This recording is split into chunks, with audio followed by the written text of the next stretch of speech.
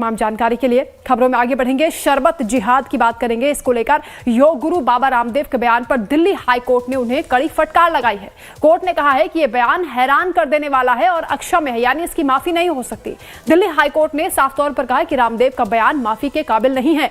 बाबा रामदेव ने हाल ही में दरअसल रूह अफ़ज़ा को निशाना बनाने के लिए शरबत जिहाद शब्द का इस्तेमाल किया था। इस पर हाई कोर्ट ने कहा है कि ऐसी टिप्पणियां अदालत की अंतरात्मा को झकझोरती हैं। कोर्ट ने रामदेव के खिलाफ हमदर्द के मुकदमे की सुनवाई करते हुए ये टिप्पणी की है।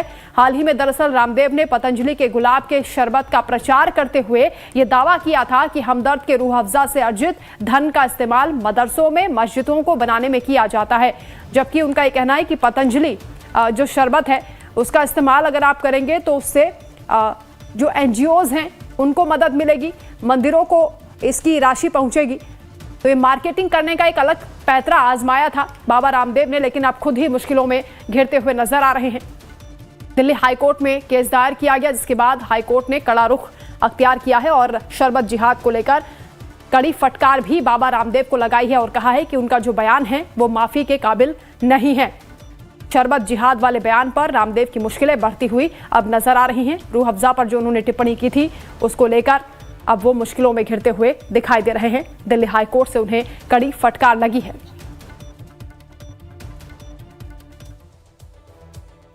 चलिए अब हम आपको रामदेव के दो बयानों को सुनवाते हैं। पहले बयान में उन्होंने पतंजलि कंपनी के शरबत से तुलना करते हुए कहा था कि एक शरबत का पैसा मदरसे और मस्जिदों में जाता है और पतंजलि का शरबत पीने से सनातन का विकास होगा। तो दूसरे बयान में रामदेव ने कहा, सफाई भी दी और कहा कि किसी कंपनी का नाम उन्होंने नहीं लिया। रामदेव के बयान के बाद हमदर्द कंपनी ने दरअसल दिल्ली हाईकोर्ट में उनके खिलाफ केस दर्ज कराया और इस केस में ही सुनवाई के दौरान दिल्ली हाईकोर्ट ने रामदेव के खिलाफ तल्ख टिप्पणी की है। सुनिए।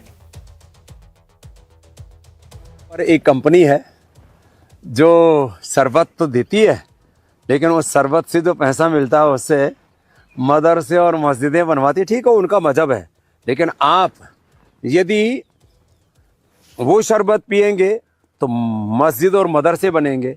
और पतंजलि का गुलाब का शरबत पीते हैं आप, लो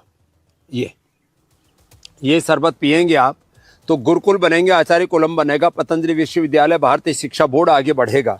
इसलिए मैं कहता हूँ ये शरबत जिहाद भी, जैसे लव जिहाद, वोट जिहाद चल रहा है ना, ऐसे शरबत जिहाद भी चल रहा है। रूह अफ़ज़ा वालों ने अब हमने तो किसी का नाम बोला नहीं, अब रूह अफ़ज़ा वालों ने शरबत जिहाद को अपने सिर ऊपर ले लिया। इसका मतलब वो जिहाद कर रहे होंगे। यदि उनकी निष्ठा यदि हमदर्द की और हिमालय की निष्ठा 100% इस्लाम में है और वो उसके लिए मदरसे और मस्जिद बनाते हैं तो उनको तो खुश होना चाहिए, लेकिन सनातनियों को तो समझना चाहिए ना कि किससे सनातन का गौरव बढ़ रहा है और किससे इस्लाम का गौरव बढ़ रहा है। अब इसको लेकर के भी किसी को पेट में दर्द होता हो तो होने दो, जो शरबत जिहाद है सो है।